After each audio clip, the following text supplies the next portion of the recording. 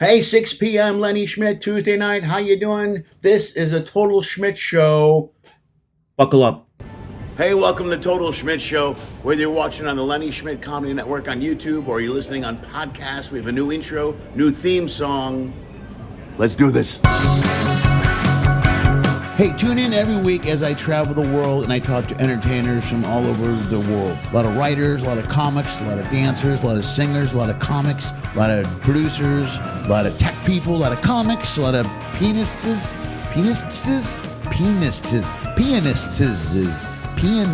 piano player type people. You know what I'm talking about. Musicians and lots of comics. Every once in a while, we'll throw in a comedy sketch, something like that, some music, some travel stuff. We'll even do a live remote from one or two of the ports that happen to be hanging out at. That's it. That's the whole show. And I'm going to record it all and put it on the intraweb. Sometimes. Usually late. Always late. Maybe. I don't know. And weekly? Nah, maybe. Sort of. Either way, sit back, grab a beer, light a joint, and enjoy this week's episode of Hey, welcome back. It's Tuesday. It's time for Total Schmidt Show. Thanks for coming back. We took like a month off. We took a week off for Thanksgiving, and I put the finishing touches on my new comedy album, digital download release, Fire Sign, which will be out next year. But now we're back to it. We're back to podcasts. Do me a favor before we get going. Give the show, give it a little thumbs up. Hit the thumbs up on the page. Just do it now before you watch it and don't like it. Yeah, do that. Get out of the way. And subscribe. Subscribe to the channel, too. That helps me a ton. Costs you nothing, but I get the numbers and followers, and it's what I'm trying to do. It's trying to get more followers. On this show, Total Schmidt Show, we talk to entertainers as we travel all over the world. And I tell jokes and get on stage and meet other entertainers that do something similar. And I was on the Norwegian Bliss not long ago and interviewed a bunch of people, or talked to quite a few people for the podcast. I ran into Lisa Cash, who is a friend of Rob Rasner's, who'll be on the show later. Lisa was an actress, and I didn't know that. We got to talking, and I decided to have her on the show. And this was recorded several weeks ago. We talked about all the shows she does. She currently can be seen on a show on Prime. Frontmen is currently on Prime. We didn't talk much about it during the taping because it was kind of in the middle of the strike, so we talked a little bit about it. But she's on Frontman now. She's been on all kinds of stuff. Also, she was on Friends, and she recently was in the news because she was the woman that was in the scene with Matthew Perry. And they were supposed to have an affair, and Matthew Perry said, no, this is terrible for the character. And Lisa's got a great perspective on that, and it's pretty cool. She knows it was the right move, and she agrees. And it was a brilliant move by Matthew and the creators on Friends to not do that. So she was still on the show, but in a different capacity, and we will talk about that all now. Sit back and enjoy my conversation with Lisa Cash. Cash, like Johnny. Lisa Cash? Yeah. I like that. All right. How long have you been in Atlanta? 10 months now. Oh, God. So did you leave from LA and go down there? I did, yeah. Okay. And I was born in Northern California. Then I go to LA, which are two different states. They're not, northern and southern. Right. But yeah, I've been in Atlanta 10 months and I love it. I love the rain. We're on a lake. I feed all the ducks and the geese and the deer walk along. It's amazing. I love it's a total different world in California. It is, yeah. I've always loved rain anyway, and definitely don't get enough in Southern California. Well, you can. It's cool that you can. We were talking about this a little bit last night. That you can still work and go to Atlanta. You know what I mean? Yeah. I mean, the business has changed to a point where you can. You know what I mean? You can live. You don't have to live in LA proper. Yeah, it's completely changed, and it was interesting too going from LA to Atlanta because in LA. We got into this self-tape thing where, like, you tape your auditions. You don't go in person to the audition during, like, a pandemic thing, you know? And we're like, oh, well, it's going to go back to in-person. Like, it's not going to stay this way. So I started doing online classes, and they were through Atlanta. They were doing these self-tape things. I'm like, okay, I'll learn how to be a director and lighting and all this stuff like that. So it was fun. Mm-hmm. It was cool. But I come to Atlanta, and they're, like, doing it since 2012. So oh, really? Their self-tapes are like movies. I was like... Oh, I'm okay, I guess I need to, step up this game before I even like audition and everything, because just the quality of their self-tapes, I'm like, oh wow. So I got in this acting program, and because I didn't know anyone in Atlanta, I didn't know, many contacts or anything, so luckily I chose wisely, because in LA and San Francisco, there's so many that want to take your money. Sure. And I they're found, terrible. And so I was like, oh, I hope this is a good one. And it's great. Jesse Malinowski, he has Getzian Studios, and so it was like a great group and a working group, and it's just such a different vibe. A lot of people in LA, they have all the side hustles and they're readers or whatever. In Atlanta, they have that, but it's just a different vibe. It's just like, I don't know, they're very supportive and, just ready to give information and helpful and everything like that. So it's just a really great group of people. So that's kind of refreshing. It is so what I mean? nice, yeah. It's a lot more backstabby in LA, kind of. Yeah. Like, I've even had an audition in LA where I, like, run in, and I'm like, oh, God. And I saw this girl brushing her hair, and I was like, can I borrow your brush? And she just looked at me, and I was like, no. Oh, really? I was like, okay. And it wasn't like she thought I had lice or anything. It was just, no, I'm going to have better advantage over you because I have, brushed hair. Because my hair's pretty. Like, okay. Yeah. And it's a small group in LA. Like, you start to see the same people at auditions and everything like that. But now with the self-tape, you don't know who they're getting and everything. And that's what I like about this program that I'm in. We get critiqued on our self-tapes.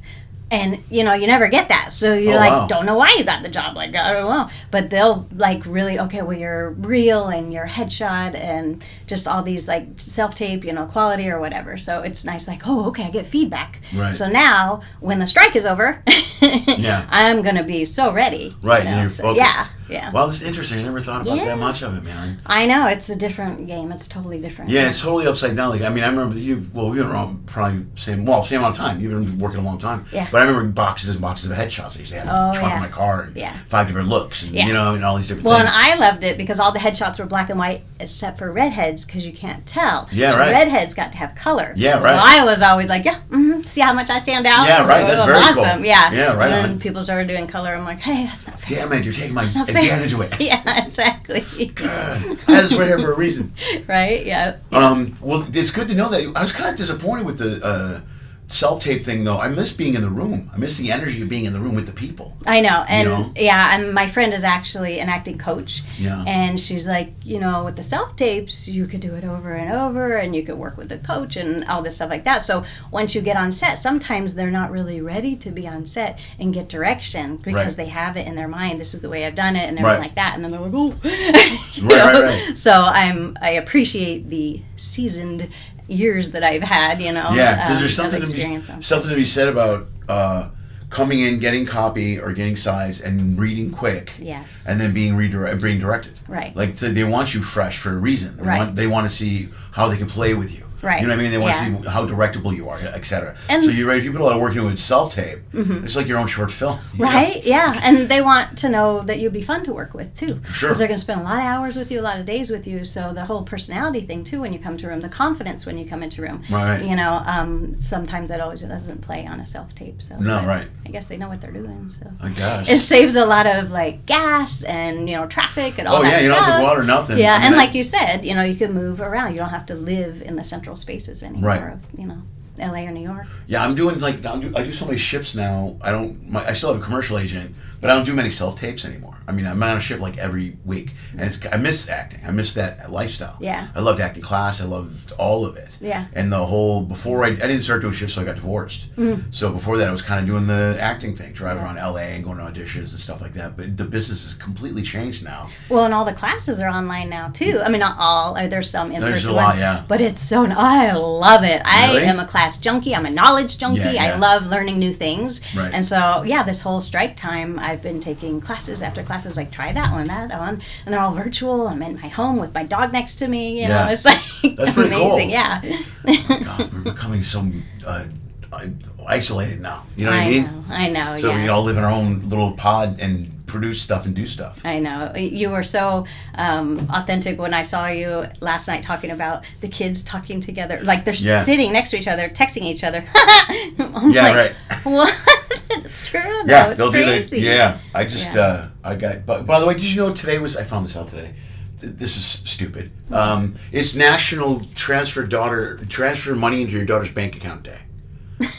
No, I did not know that, but I should tell my mom that. You should tell your mom that. Because my daughter called me to tell me, and I go, that can't be right. And I go, good, it's a thing. It's a real thing. So I had to transfer that money today. Nice. I like it when they say National Dog Day because I feel like there's 10 of those. I mean, I have a dog. I love my dogs, but they're like, oh, it's National Dog Day. Oh, what kind of dog? How many dogs do you have? I have 2. Okay. Yeah, so, and they're both rescues because I'm full on into rescues and everything. But my one dog, she is like from the streets to Hollywood because she's a terrier and we found her underneath a moving car. Like she was hanging from the bumper. My friend just heard a dog barking. I'm like, so what's the dog barking? She goes, it doesn't sound right. And she's like, oh my God, there's a dog under that bumper. Right. So we run and we stop the car. They were like, what is happening? We're being carjacked, you know? And my friend's pounding on the window because I'm just trying to get the dog in front of him. And yeah, she was dangling. Oh no. Yeah, she had probably crawled up there for safety or something. She was 4 pounds, 5 weeks old, they estimate, born on the streets. I feel terrible if I streets. was driving that car. I know. You know what I mean? Yeah, just dangling. And then, we brought her back. That was in Houston when we were on vacation. And then we brought her back to Hollywood. Mm-hmm. And she'd been in a Petco commercial. She's on the cover of dog food. She's done a radio commercial. That's a Disney movie. Exactly, yeah. She was stuck from a bumper to ta-da! Exactly, yeah. What's her name? What's that dog's name? Zoe. Zoe, right. Yeah. All right. And what's the other dog? Jack. Okay. Yep. And my senior dog was with Zoe. I brought her home to a dog that was 13 years her senior, and he didn't like her at first, but then they became buddies, and when he passed, I was like, and she really needed another dog. She's just used to other dogs. Oh, right on. Okay, that's cool. So I got Jack, and they're buddies. Good. Yeah. Dude, I told you about the Pinky yesterday, my daughter's kind of dog. Yeah. And my aunt, or her aunt, tried to get another dog to live with Pinky. Pinky wasn't having it. Yeah. Pinky was a solo dog. She had to get rid of the other dog. She's like, I can't have 2 dogs. Pinky's just such a little pain. Yeah. I had to bring in a trainer and everything like that because he's like, get out of my house. My senior, he wanted to kill her. She's like, oh my God. Yeah. Like, what's this she animal? really just wanted him to love her. She's like, please just love me. I think she loved him more than she did people. Yeah, yeah. You know? Oh, that's cool, man. That's very cool. Yeah. Well, so 10 months in Atlanta now, and you're do you want to talk about the show you're working on, or you do not want to talk about it? No, that's fine. I know I'm like, the strike or whatever, but so I'm reaoccurring on Frontmen, and it's on Prime Video, and that we did shoot back in LA.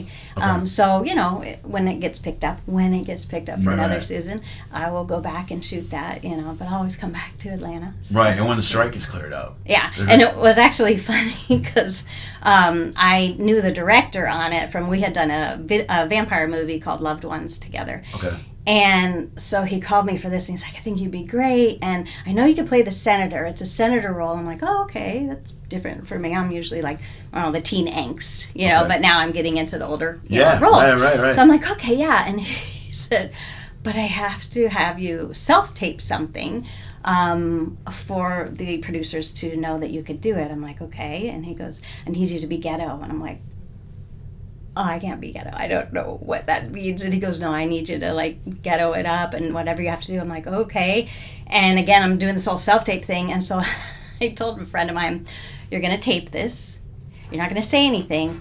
You're not going to laugh because we're going to do it in one take. He had no idea what he was filming. He's like, okay. And I go, all this ghetto stuff. And we stopped, and he started laughing so hard. I'm like, oh my God, just send it. Because that's it. You get one take. You're getting one shot of it. Yeah. And it was so much fun because I did, prove to them I could be ghetto. And then I get on set, and when we had that scene, I'd never done something like that before, and it was so freeing and fun, and the whole crew was clapping afterwards. I'm like, I think I found like my new role. Like, I love this. Yeah, that's cool. It was really fun. So is your character like that all the time? No, she is a corrupt senator. Okay. And so someone tells her, well, you got to get down with the people. Like, you got to get ghetto to relate to the people. So, and they're really trying to just mess her over. Right. But yeah, she goes with this. She's like, okay, That's so cool. It was really fun. That's dynamite. Yeah. I was on, there was a show called The In-Betweeners that was on MTV just for a year. And I was the dad on that show. Oh, okay. And I remember reading the character, and it was the worst father I'd ever, he's a terrible, it's a dark comedy. He makes fun of his son because he can't get laid. It's a whole bunch of stuff. It's very dark. And I'm reading this and going, oh my God, this guy's a terrible human being. But then after I go, at first I'm like, I can't believe I got to play this guy. And then I'm like, I get to play this guy. Yeah. And then once you got on the set, we shot episodes. It's a whole series, so we did a bunch in a day and in a week or whatever.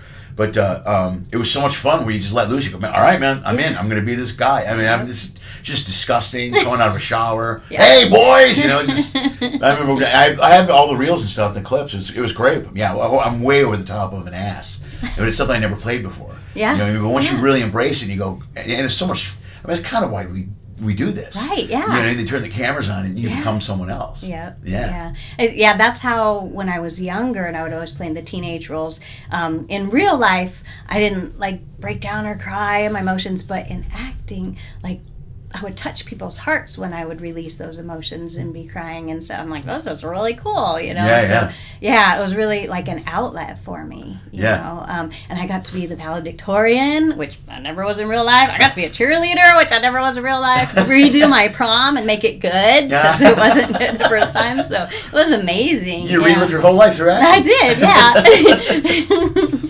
That's awesome. I do have a manifesting story too. Okay. I don't know if people are into metaphysics and manifesting, but I was really into it for a while, and I was like, I want to be on a billboard. I want to be on a billboard, and I was doing a lot of print work, and so I did a New Balance campaign, and I'm like, okay. They're like, this is going to be on billboards. I'm like, what? Oh my gosh, I manifested. This is amazing. And they go, yeah, in Canada.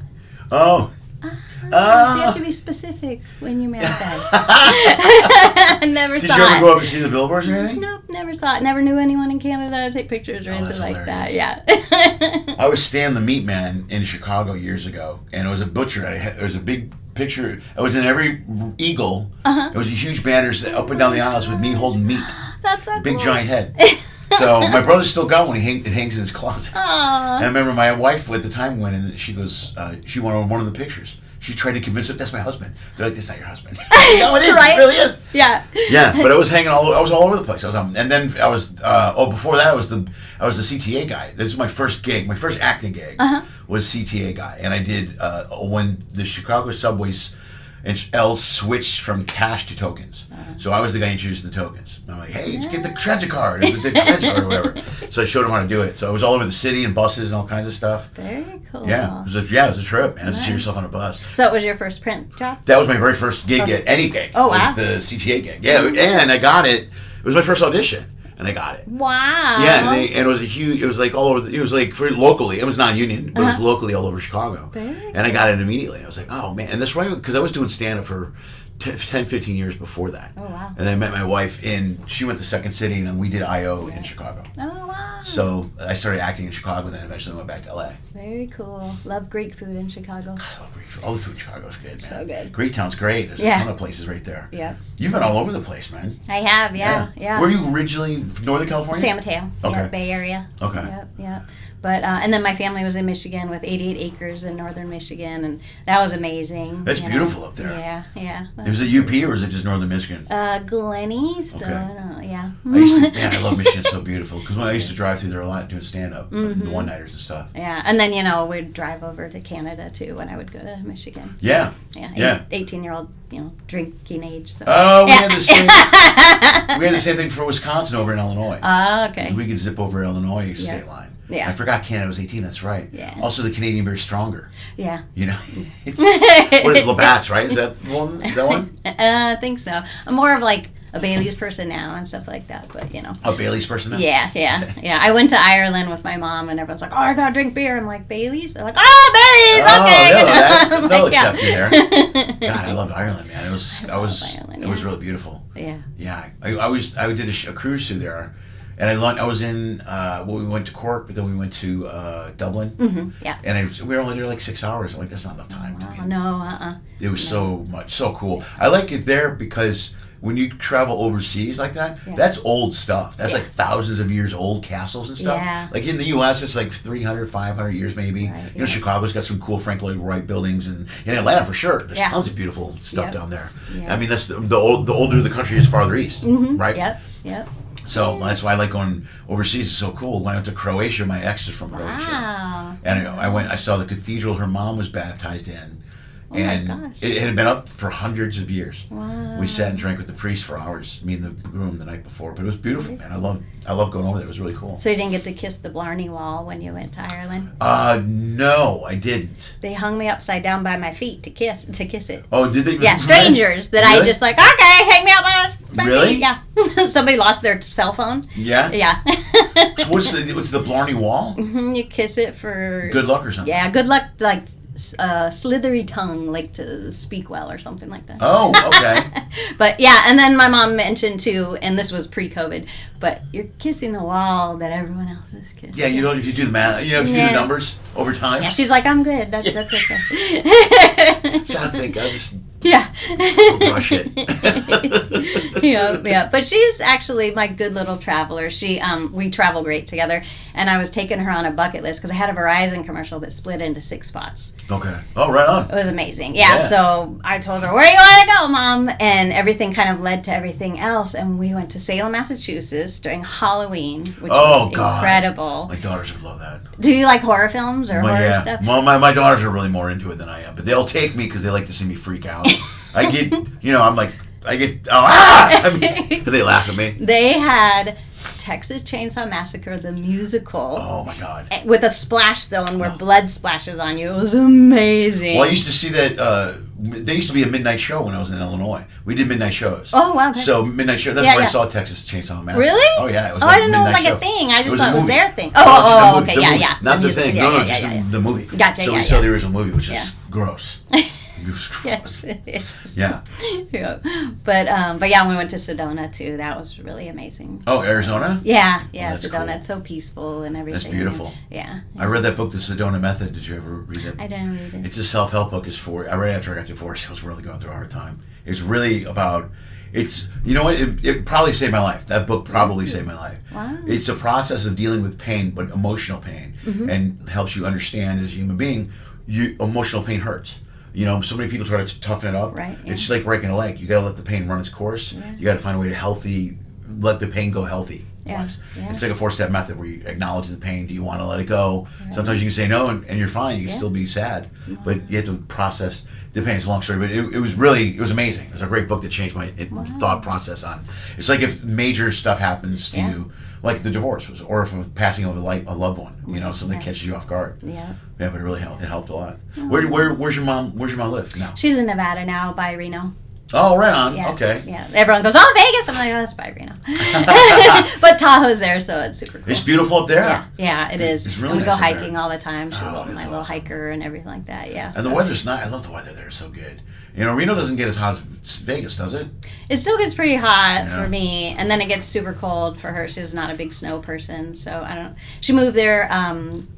She got married 7707, and he was from there, so that kind of brought her out there. And then she loved it, you know. So they didn't stay together, but she loved it, and she likes the people and spaces. She has this big, huge truck that says, "This is not my boyfriend's truck." Oh, really? On the man. frame, Sounds like a bad yeah. And she's like shorter than me and stuff, but yeah, she's pretty tough. Oh, really? She's my Energizer bunny too. Like she's like, let's go. She's always starving me too. Really? Yeah, I'm like, we haven't eaten yet. Mom, I'm starving. Yeah.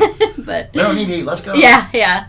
And now with like the nickel machines and stuff like that, I'm not a gambler. I'd rather spend money on something. But she's like, let's go nickel machines. Okay. Oh, she plays the nickel things? Yeah. Oh, man. You're painting a great picture of her right now. That's pretty vivid. This is a little woman in a big truck driving into a casino. And rolling nickels. And she like works out more than me. She's always calls it the hamster treadmill. Oh, good. Right on. A hamster wheel. Hamster wheel. Hamster wheel? I'm on the hamster wheel. I'll call you back. How old is she? She's 72. Wow. I know. Good for her, man. Yeah. And never let.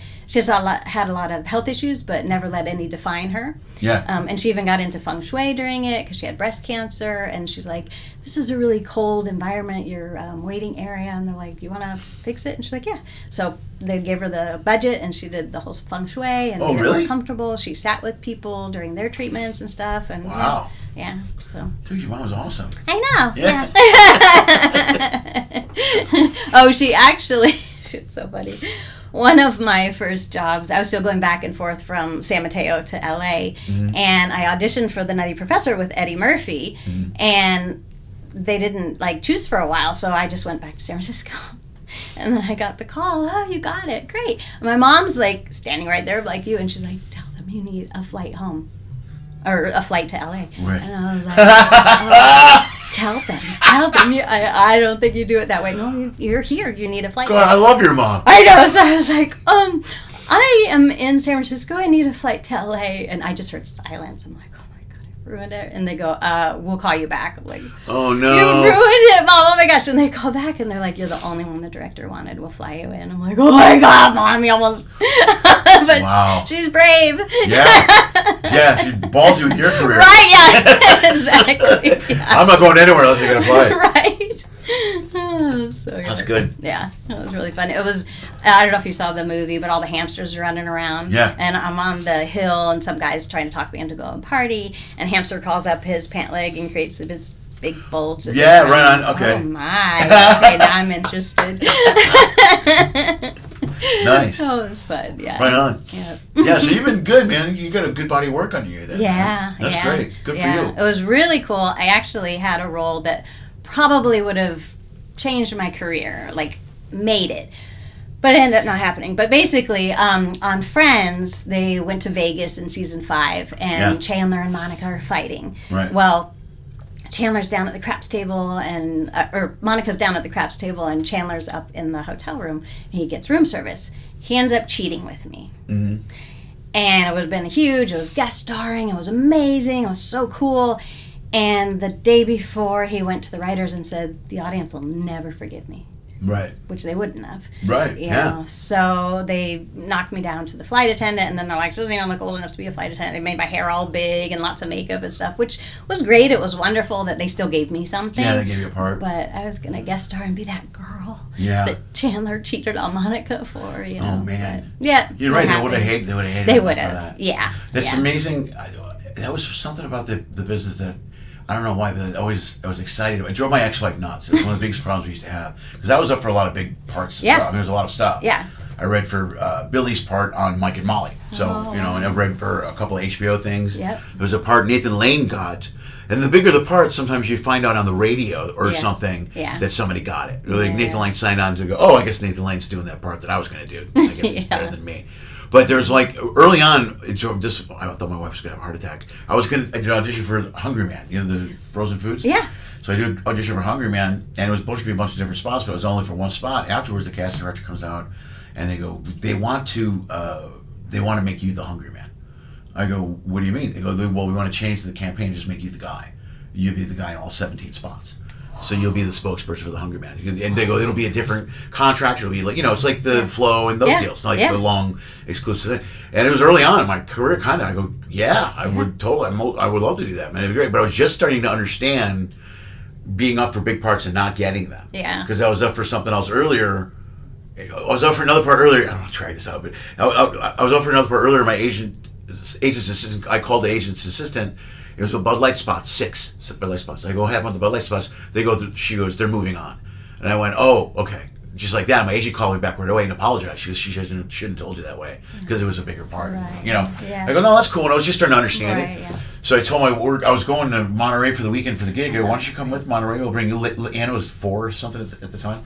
I go, we'll drive up. I go, this is great. This is a huge opportunity, man. They're going to call me this weekend, and we're going to talk about it Monday. And after Saturday, I didn't get a call, and we're driving back home, and my ex goes, did you get a call from them? I go, no. She goes, you think you got it? I go, no, I don't think so. And she goes, well, are they going to call and let you know? I go, I don't know. We'll find out Monday. But I'm assuming they decided to go back to their original idea. So, but, it's you're one moment, 1 minute, like you said, that moment you're in Friends. I have a friend of mine who even bigger. He was one of the final 2 cast members for Will and Grace to play the Jack character. He even had him under contract. Oh, wow. He's got the contract on his wall. And it was between him and Sean. And they go, we're going to decide which one it is. And within a week, they called Eamon and said, we're going to go with Sean. Wow. So, but it's such a... But I always liked that. I know. Yeah. I don't know why, because sometimes it's... At the beginning, I understand my ex-wife being frustrated, Right, you know. Yeah. But you got to really put yourself and be present. Yeah. And realize you're going to get no's. That you're going to get big no's. Yeah. And you It's can't... gonna be that roller coaster. Yeah, and you got to be able to ride it. But for some reason, I always enjoyed that ride. Yeah. You know, it was almost like living the lottery every single day. It was somebody would call you, "Hey, you got the? I need a flight home." Yeah. I'm surprised you had the balls to do that. I know. That is so gosh. cool. I must really trust my mom. Yeah. Well, it all paid off though. It's Right? great, man. Yeah. Yeah. Look where it got you too, because that leads to other things. And, Yep. Yeah. You know what I mean? Yeah. It's all part of your journey. Definitely. Yeah. Right on. That was amazing. That's dynamite. So, who's your agents in LA? I left the agent in LA because I was like, I'm going to Atlanta. I'm going to get an Atlanta agent. And But and then the strike happened. So Oh God! I was like, okay. So you agentless right now? I am right now, but like I said, I'm preparing. I'm making contacts. I'm taking classes, and Also, you're agentless with a gig, pretty much. Yeah. That's good. Yeah. That's great. Pretty good position to be in. Yeah, and I feel so strong about getting a good agent that I just want to build up everything so that when you only get one chance to make a first impression, you know. So I don't want to be like, okay, boom, let's sign it, you know. And in Atlanta, again, it's like 10 agents, that are like, it's kind of old school LA, I feel like, so there's the strong agents. It's not all the online stuff as much and everything. So, and I guess we have opportunities like Nashville and New Orleans and Florida. It's like the whole Southeast rather than just, Atlanta. Well, they're always shooting stuff in Georgia somewhere. There's a lot of shooting going on. There is, yeah. And I wish I could get on Stranger Things before it ends, but I know that it's ending soon. Yeah, oh my gosh. gosh. Got to be done now. Or are they doing one more season?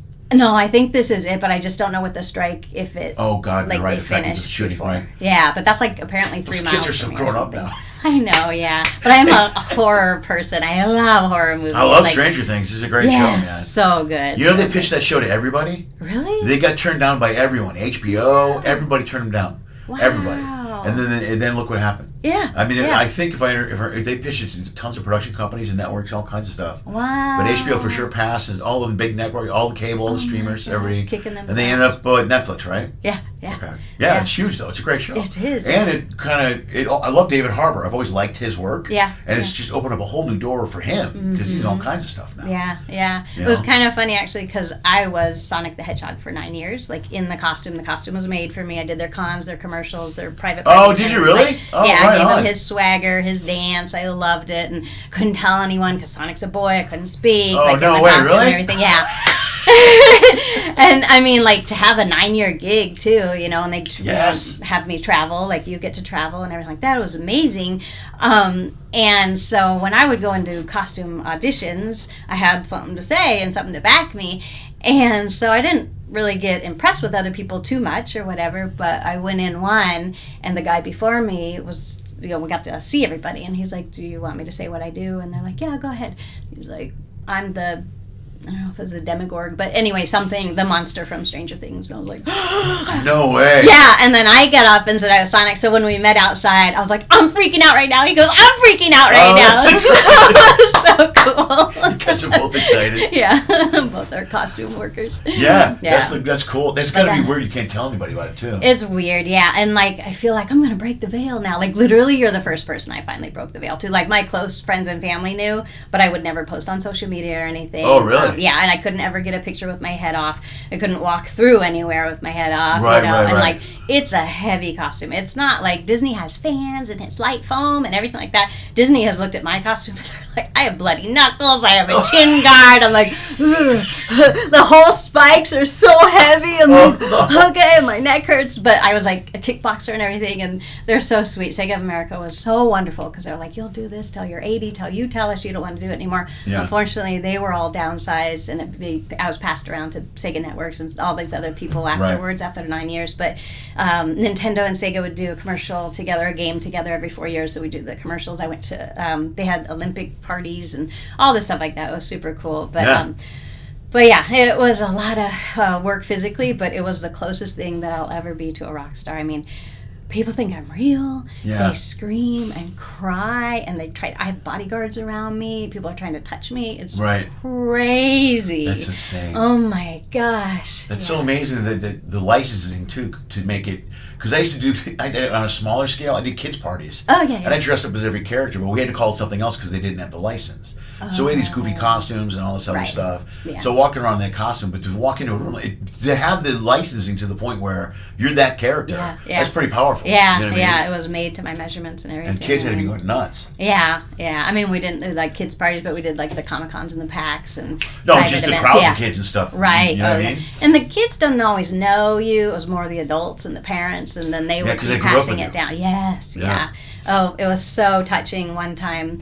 They know I only have so much air in the costume, so I had been on stage, and they're like, "Hey, so much air? Yeah, it gets no hard way, to really? breathe after. It gets hard to breathe. Jesus! I'm telling you, sounds like torture. I know. That's how much I love him to like put up with everything. But yeah, so I just finished coming off a stage, and when I dance, I feel like I'm like yeah, and then in the costume, it's like.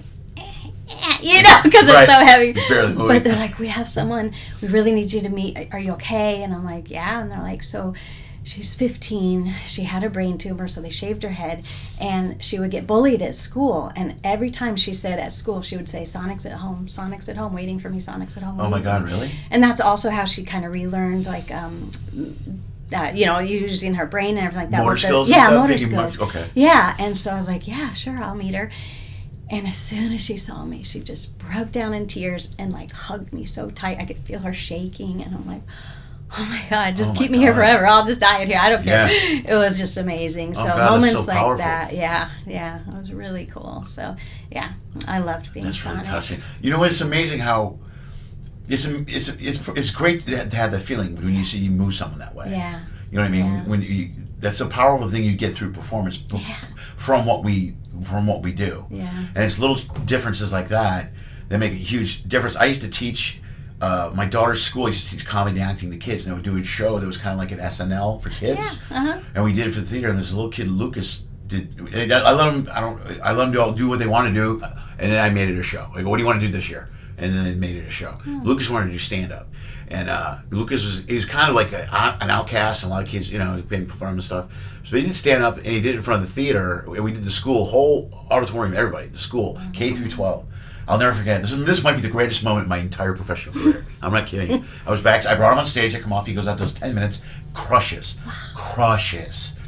And then he says, good night. And he turns around, and I'll never forget the look on his face when he's walking toward me. It was just like this victory. Yeah. I put my hand up, and he high-fived, whack! Yeah. And I was like, Lucas Anderson! Oh. But it was just to see that moment, man. Just that pure, you know what I mean? That pure joy that you've given someone else out of something that you enjoy to do. That's a powerful feeling, man. Yeah. It's rewarding. Yeah. That's the payback. That's, Exactly. How cool is that to have that? We're so fortunate and blessed to have that in our job. You know what I mean? Yeah. I never forget that. Yeah. Because sometimes you lose sight too. Like with Rob, you're on these ships and you do a lot of shows. You forget you're just doing a lot of shows. A lot of times people are like, that's the first time I've ever seen stand up or whatever. Right. Or I've ever seen a live show. Yeah. And you don't realize the significance because you've been doing it for so long sometimes. Right. Yeah. And how impressed people are. Yeah. Yeah. Yeah, that's powerful. That's good, man. Yeah. So now, if you're going to get an agent in LA, you can't multi-sign in Georgia, can you? Or no, I don't think so. No, I mean that's how LA was too. Like you had to. I mean, I could do like a print agent, a commercial agent, stuff like that. I do kind of like full circle, just because then they know what's going on and stuff like that. Otherwise, you got to I have this date and this date or whatever and stuff like that. But then they know everything. But yeah, we'll see. Good. Yeah, no, you'll be in good shape then, man. You should be great. And hopefully, the strike will be cleared up. Yeah. Hopefully. Yeah. In the next few weeks, are you doing voiceover stuff? I did. I mean, I feel like it's all like comes in waves. Like you do commercial and voiceover, and then I did print work. I was a fitness model for a long time. I was a Maxim model. I was their St. Patty's Day girl, which they flew me out to New York at an Irish pub and everything. It was super cool. But that was funny too. Actually, when I called to make my plane reservation, did your mom help you through that one too? I know. Yeah. Well, she actually gave me the ticket because it's an honor to be in Maxim. you don't get a free flight out there. So, yes. So anyway, but she had points, so I got a free flight. But so I was calling the travel agent, and she's from Dallas and everything, super sweet lady. And I'm a talker. If someone wants to talk to me, the store or whatever, hey, how you doing? The ship's in the elevator. Oh, yeah. But anyway, so I'm making my flight, and she's like, oh, what are you doing in New York? I'm like, I'm going to shoot for Maximum. They're St. Patty's Day girl. Oh, and then she was like, my nephew is an actor. Maybe you know him. I'm like, maybe I do. Okay, go ahead. And she goes, Dwayne Johnson. He's doing pretty well out there. I'm like, yes. Dwayne Johnson is. Yeah, Dwayne's doing relatively well. Yeah. So I couldn't believe it was actually someone I'd heard of. But yes, he's doing very well. That's hilarious. Maybe you've heard of him. Yeah. Okay. You think? She was a doll, though. She was so sweet. Well, this was great, man. I can't think. I'm glad that Rob brought this up. I didn't think about it yesterday. Yeah. Thank you so much. Do me a favor. Look into the camera and give me whatever social media stuff you want to plug or whatever you want to plug as far as you go. Sounds good. I'm the Lisa Cash, like the one and only, on Instagram and Facebook. There's also official Lisa Cash on Facebook. LisaCash.net is my website, and go to Prime Video episodes 3 and 4 on Frontmen to watch Senator Bateman. Right on. Thank you so much, Lisa. I really appreciate it. Thanks. That was fun.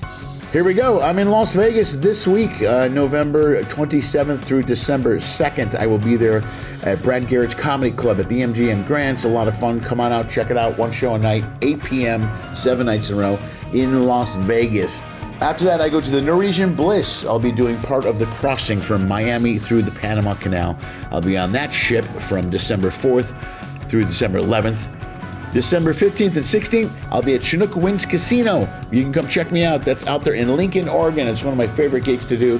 After that, you can catch me 2 straight 5-day cruises on the Celebrity Equinox over Christmas. That's December 19th through the 24th, and then the 24th through the 29th.